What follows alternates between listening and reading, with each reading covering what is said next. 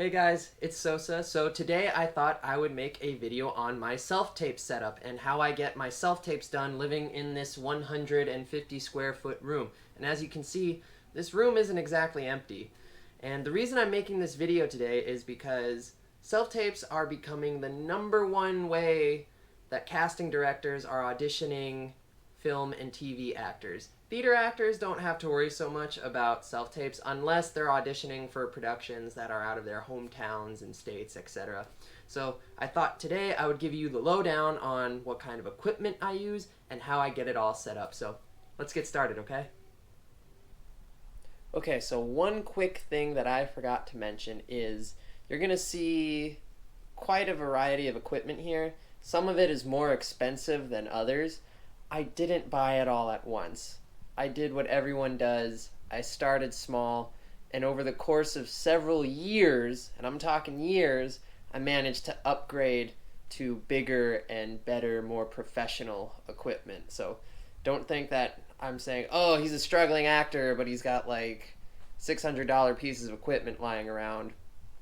It's not like that, you know, you slowly upgrade over time. But anyways, let's continue. So to start, the first piece of equipment I will take out is my 8x8 foot Strobe Pro blue and green double-sided backdrop, because you always want a solid color backdrop that's not distracting for your self-tapes. As you can see here, I am clearing the room of any obstacles that could easily be knocked over, because believe me, this thing is enormous. At first I thought it might be overkill, but I'll tell you in a minute why. Now, the zipper broke off on this bag because it failed right when I needed it, just like everything else in my life. But as I pop it open, you're going to see how massively clumsy and cumbersome this 8x8 is. Now, most people will go with a smaller sized backdrop.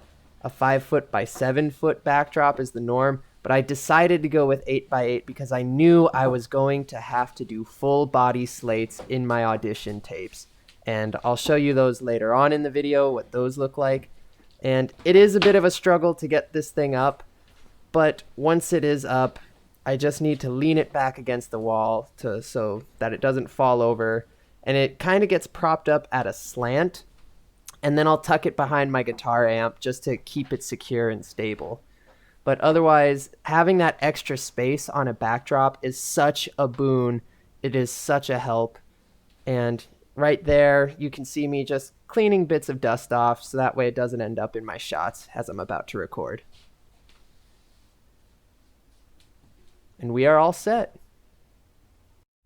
Now, the next piece of equipment I'll set up is my tripod, and this is an old Targus tripod I got for $60 when I was a 16-year-old high schooler, and it's lasted me this long. I bought it at Target, but however, the crank that would normally bring the neck up has snapped off, and it no longer functions. So I am in need of an upgrade, but it still works for now. So I will show you how it sets up. It has 2 retractable legs for that extra height. So as you can see, it gets pretty tall. So as you are about to see, this tripod is a bit of a tall boy, and he is rather wide. His legs do take up quite a bit of space in this room. Now, my reasoning for holding onto this tripod for as long as I have is for years and years, it wasn't broken. There was no need to replace or fix it. However, I broke the handle of the crank lever during the creation of this video, so now it might be time to upgrade, but for the time being, the neck height is still locked into place at the same height that I always use it for all of my self-tapes, so there's not a real dire concern to get a new tripod just yet. Don't spend money unless you really have to. So central to my self-tape setup is the camera, and I am using a GoPro Hero 8 Black, but I have attached several aftermarket modifications to it because the audio built into the GoPro camera is not the best. The windscreen protection is a little bit lacking, so I have a sound adapter with a directional mic attached that can swivel around and pick up audio in different directions. As you can see here, this is the toolkit of accessories that I have amassed for my GoPro Hero 8 Black. Up close look at the camera itself. This thing I got for $200 on a bundle deal at Best Buy. It came with the Shorty selfie stick and the head strap camera mount. Over here is the aluminum Ulanzi roll cage I picked up. This is a third-party roll cage, and it's important because it allows me to add all the attachments that I need. The camera slides right in, the back door goes over it, and it should be easier to put in, but I'm trying to do it with one hand. Once you get it in there, it closes like such, and it offers a whole heap of protection. Now you can slide the sound adapter into the undercarriage of the roll cage. Now this is the Sarmonic directional mic that I use. As I mentioned earlier, it swivels around. You just aim it, point, and it picks up audio. This is the GoPro microphone adapter that I use, so you can attach external mics to your GoPro. And this is the Comica windscreen puff that I use to filter out wind and other harsh noises from my microphone. And it attaches like such, and it just plugs right into the microphone adapter like this. As you can see, pretty simple, very minimalist, low maintenance microphone setup. Now the reason I don't have the door on the GoPro is to show you this. Here is the standard GoPro door that comes with the camera out of the box. And this is the third-party aftermarket Ulanzi door that came with the roll cage. It has a port window, so that way I can plug in the microphone adapter, which is something the out-of-the-box GoPro cannot do. And here we have a little extra horseshoe mount brick that I can attach to the top of my GoPro cage. What I can do with this is I can attach a light or maybe a microphone over the top, but if you need that extra bit of space to keep such an item out of the way of the lens, that's what it's there for. I haven't really used it much, but it's handy to have around in case I do pick up a light that I want to place on top of the camera. And the most important item is having spare memory cards. These are 256 gigs. I have had SD card errors before without backups. It is not fun. This over here is the case that I keep all the equipment in, underwater shell.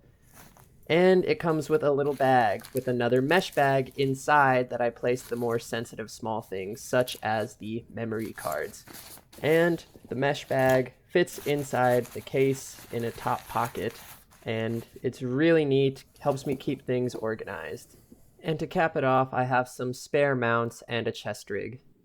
Lest I forget, I do keep spare batteries on me. I have 3 in total. GoPro batteries drain extremely fast. I slide them in like this, and once the light turns green, I take them out because anytime the connector pins are engaged, they do drain. Now to attach my camera to my tripod, I use a GoPro mount that screws into this detachable base plate.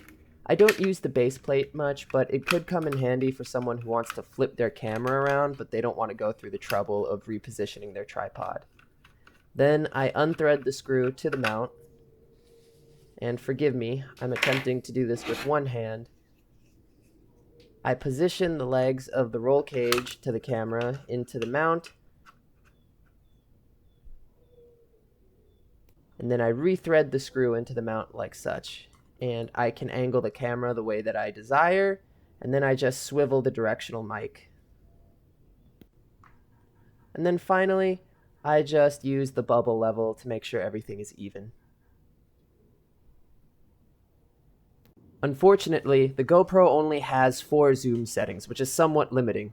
So for framing, I'll use either the wider linear lens up close to the backdrop or the tighter narrow lens farther away from the backdrop, and the goal is to have the shot filled in completely blue. For years, I did self-tapes without having a dedicated studio light. I used the natural light of the sun, or unfortunately, lampshades when I had to do night shoots. But when I started working professionally, I knew I was going to have to step up my game.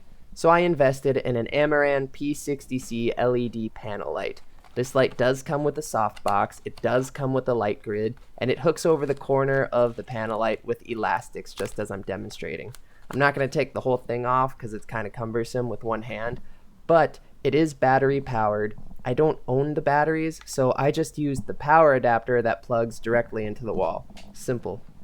Now, the great thing about this light is it has a variable color temperature between 2500 to 7500K, and it also has full RGB adjustments, so you get the whole color wheel in this, as I'm demonstrating right here. Now that was a lot of technical jargon I just threw at you, so in simplified terms, it just means that this light is an extremely versatile tool. I can customize its features to fit whatever my needs are. I can adjust the color, I can adjust the hue, the saturation, I can blend the brightness of the lights between tungsten and daylight, which are the primary two benchmarks of light that get measured on the scale of Kelvin. Now being multiracial, having a light that I can blend is perfect for optimizing the way my skin looks on camera. But I barely ever use it, because 90% of the time I am shooting with natural daylight. However, it's always good to have a backup light handy because you will end up shooting at night, I guarantee it. So what does it look like when I am shooting at night? Well, let's draw the curtains closed and find out.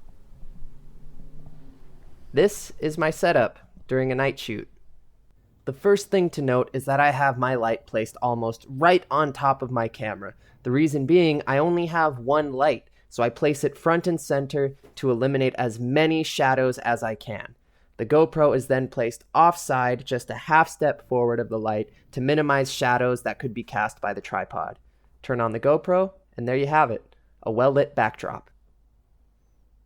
For settings, I keep the power at 15 to 20% so I don't look washed out on camera. I also have it set to color temperature blue 1/8 or color temperature orange 1/8, depending on which Kelvin setting I'm locked into. I also use the light as a scene partner, so my eye line is offside of the camera. Now this is an example of what my self-tapes look like when I'm using natural light. Roll sound, sound speeding, roll camera, camera speeding, camera set,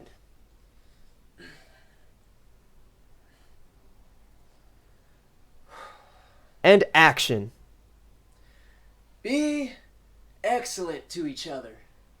And party on, dudes. Cut. That was a pretty good take. Now this is an example of what my self-tapes look like when I am using the Amaran light for a night shoot. Roll sound, sound speeding, roll camera, camera speeding, camera set. Are you ready? And action. Bill, strange things are afoot at the Circle K. Cut! Great job. Now you may be wondering, if my room is so small, how do I manage to film full body slates? Well, the answer is simple. I just move the camera further away from the backdrop and end up with a shot that looks a little something like this. Now when casting directors are asking for full body self-tapes, they are assessing your physique. They want to see what you look like from head to toe. You're going to do 4 90-degree right turns so that they can see your front, back, and sides. Unfortunately, the industry standard is to film these self-tapes horizontally, no vertical filming. But what about all this crap to the sides? It's pretty distracting. So what do? It's pretty simple. I just crop it out, like magic. Which brings me to my next tool, my desktop. Trying to edit videos and self-tapes on my laptop was an absolute nightmare. It just didn't have the processing power to handle those tasks. Luckily, I built this PC back when I was in college, and it's been the operational center of all my creative endeavors ever since. So once I'm on my computer, the next step is to upload the footage of all of my takes into DaVinci Resolve, which is a free software that serves as a video editor and color grader. You can also fiddle around with sound. You can do a lot of things in it, and it's absolutely free, and it's pretty user-friendly once you give it a shot. Now, I'm going into my clip here, and you're going to see in just a second how I'm able to crop. I use the inspector tab to bring in the left and the right, and it makes my full body self-tapes much less distracting. The reason I have to edit my videos is because I need to trim the beginnings and the ends of all of my takes, so that way they don't see me turning on the camera or walking off. It just tightens up my takes before I send them off to casting. I just add it to the render queue. Unfortunately, it's not pictured, rendered my video, and I'm done. And this is what my self-tape setup looks like. It's pretty humble, but it gets the job done. Thanks for watching.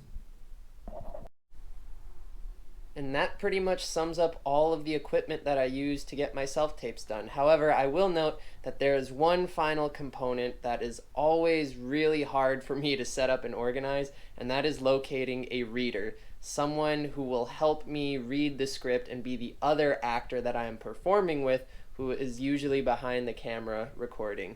And, people call friends, I've got roommates, but not everyone is cut out to be a good reader.